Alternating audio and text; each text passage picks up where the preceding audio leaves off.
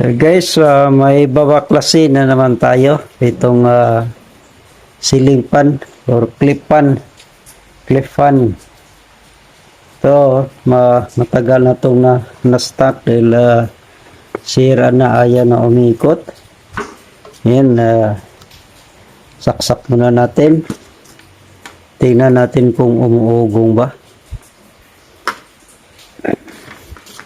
Yan, naka-off siya. Yan, naka-off. Yan, saksak natin. Yan. Tapos, tingnan natin kung i-on natin kung umiikot ba. Yan, ayaw. Hindi umiikot. Kahit ugong man lang, hindi umuugong. Yan. Bunutin muna natin. Yan. Ngayon, tingnan natin to kung bakit ayaw umandar, ayaw umikot. Kasi ang dahilan, karaniwang dahilan nito kung kaya hindi umiikot ay dito na naklag na ano to sa loob, parang nagklag na siya. Pero ito ayaw umikot. Pag ganito ay mapuputol yung spring dito sa loob. Pag naputol, iikot na to, kaya kasali na yung wire. Ayan, tingnan natin kung anong nangyari dito. Ayan, baklasin natin to. Baklasin natin, tingnan natin kung anong nangyari. Bakit hindi umiikot?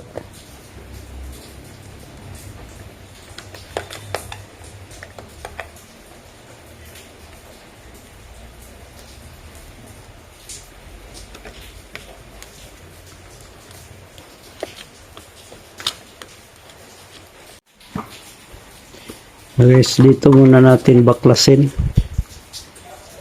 para mahugot natin.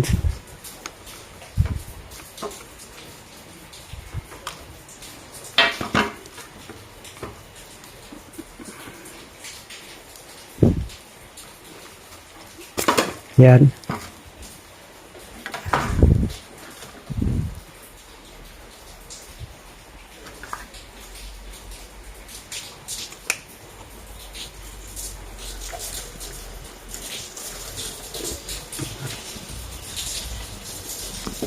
Ngayon, baklasin muna natin itong ano niya, cover.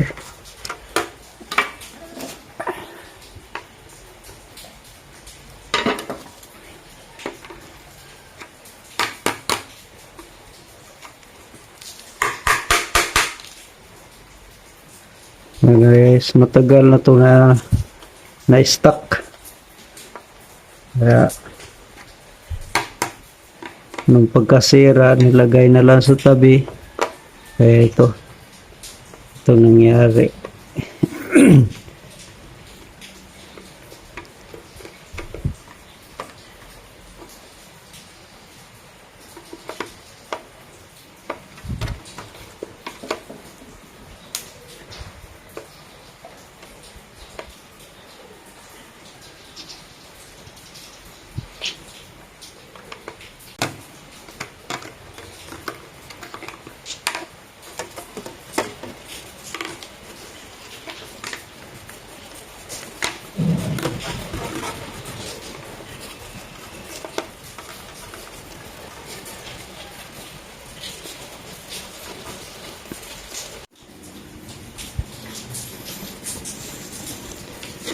So guys, buksan na natin. Ayan. Kaya siguro nasira or na-stuck up o na tingnan nyo. Nilagay na siya ito sa sulok sa gilid o kaya binahaya na ng bubuyog. Yan. Yan o. Nung klaseng insekto ito. Yan. Bubuyog talaga oh. Tingnan nyo guys oh. Bubuyog na kulay itim. Yan.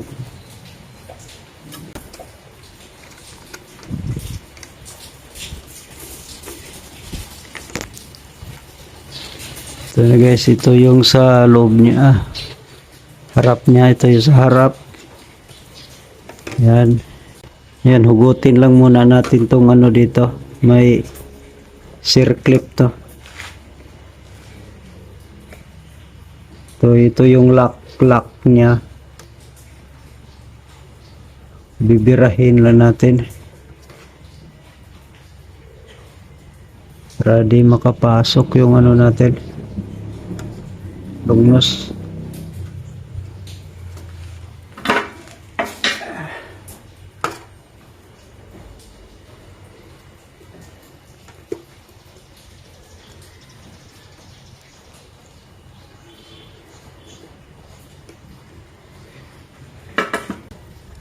Hanap lang tayo guys ng ano. Hanap lang tayo ng manipis na puller. Kasi mahirap hindi makapasok yung long nose natin. Ito guys, may nakita tayo panghugot nito. Ito nipper. Nipper. Kasya to. Birahin natin.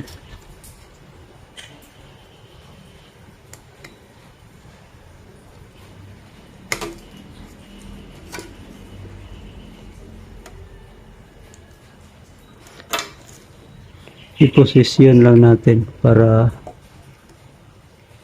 madali nating mahugot.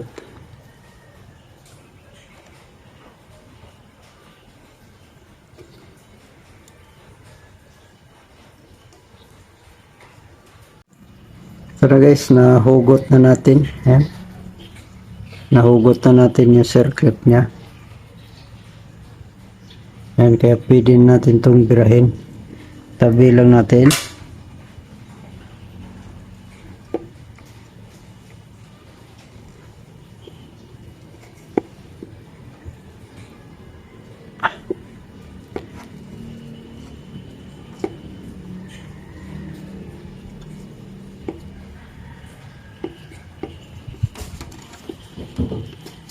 Yan.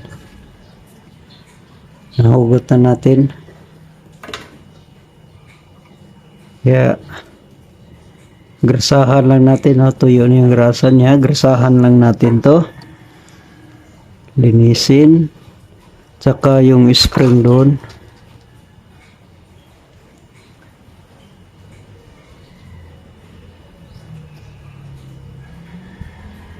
Tapos idugtong lang natin itong naputol guys. So guys, ito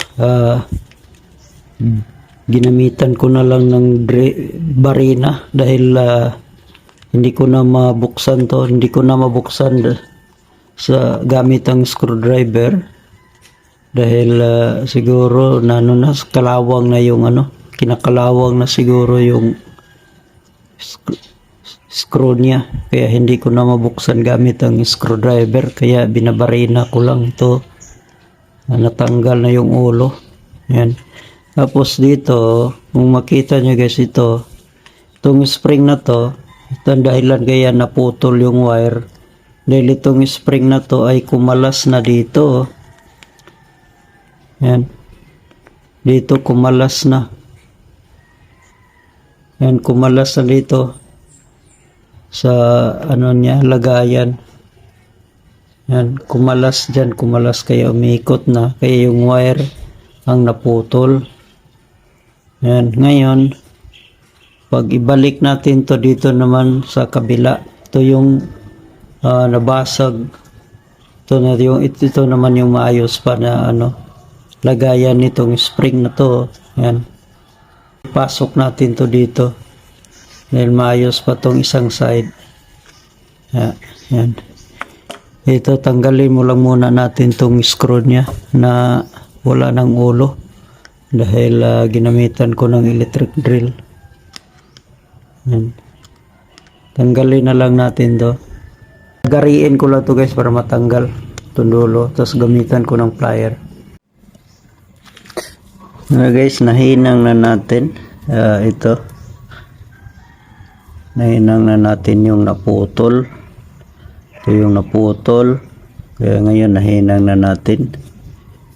Ayusin na lang natin tong shrinkable tube niya para hindi siya ma-short circuit pag in-start na natin. Yan.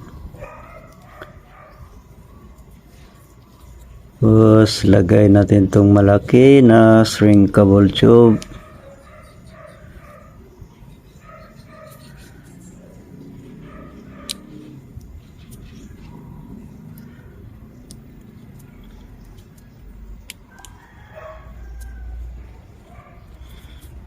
Yan. Initin lang natin para sumikip siya.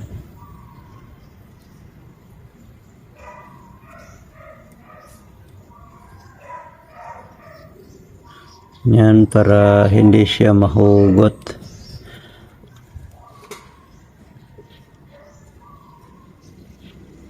Yan. Yan, dulo-dulo lang ipitin natin para hindi siya mahugot agad. Para sisikip siya. Yan.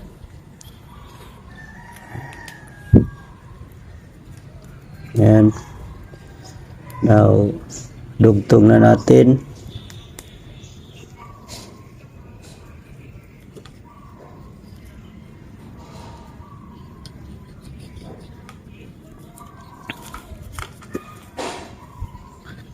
Ngayon, bunutin lang natin tong soldering gun, soldering iron. Tapos ito ilagay na natin. Ilagay lang muna natin to bago natin linisin tong ilisin niya. Lagyan lang natin ng grasa. Lagyan natin ng grasa itong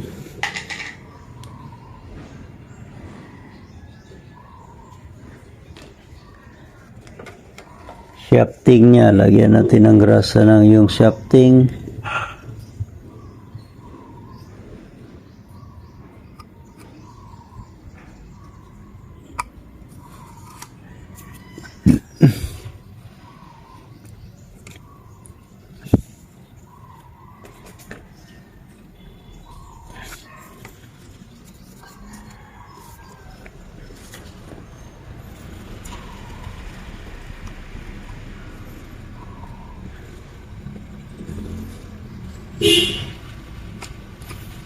Yan. Nalagyan na natin ng grasa. Punasan lang natin to. Punasan natin tong magnet niya para matanggal yung alikabok. Itong busing niya, lagyan din natin ng grasa. Yan. Lagyan natin ng grasa para smooth yung pag-ikot. Yan. Yan, ipasok na natin.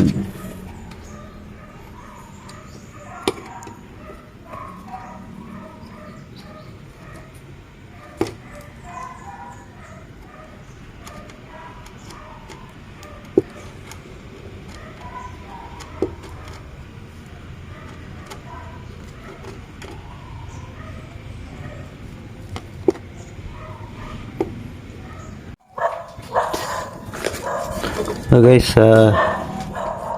naibalik na natin tong ano niya, screw niya na pangtigil dito sa ilisi. Higpitan lang natin para matesting na natin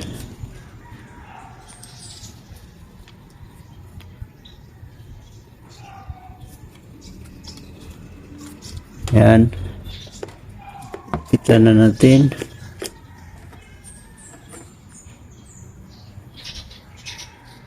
Yan.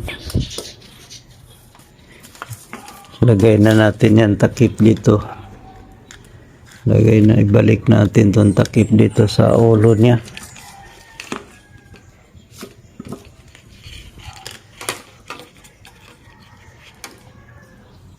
Yan, itong spring ito yung dahilan bakit napumulupot yung wire at naputol. Dahil kumalas na yung itong dulo ng spring niya. So, yan, ito kumalas dito. Kaya ngayon, dalawa naman to magkabilaan. Ngayon, dito natin to ilagay sa kabila. Ito maayos pa to. Yan, dito ipasok lang natin.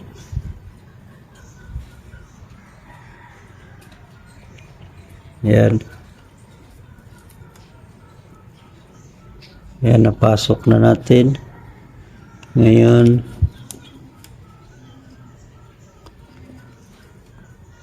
lagay na natin tong bolt niya.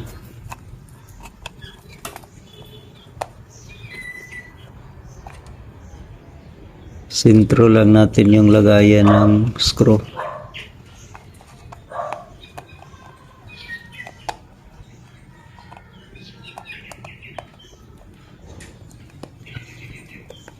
Ayan, lagyan natin ng kuha mo tayo ng screw.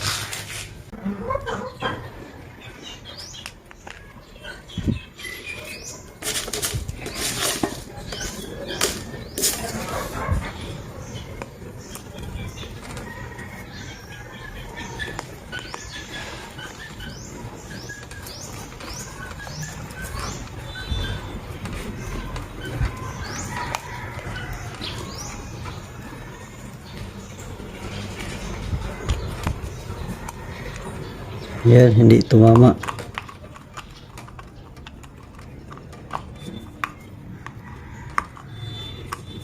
Yan, nakabit na natin yung isang screw.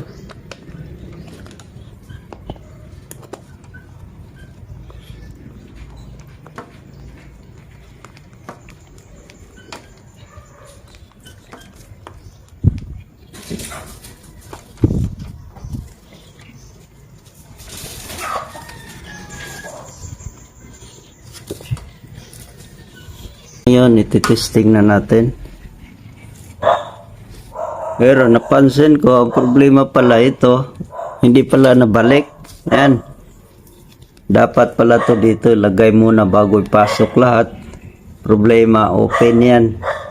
Ngayon, bagayos to, babaklasin na naman natin uli para maibalik lang itong takip. Ngayon, testing natin. Yan, nakabit na yan, saksak. Ngayon, i-on na natin kung iikot.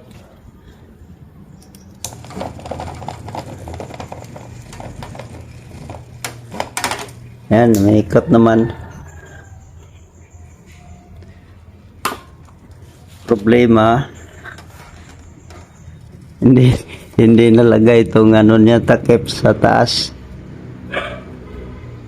Kaya baklas naman uli. Guys, nadugtong na natin. Yan, naputol na, nadugtong natin. At dito, nabalik na natin itong cover niya. Yan.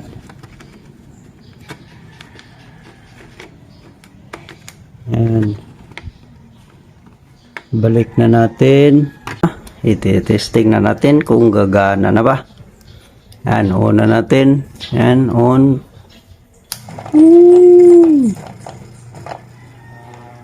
Yan, umiikot na.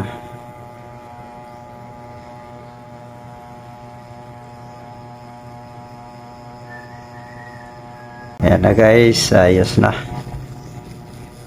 Yan, off na natin. Yan.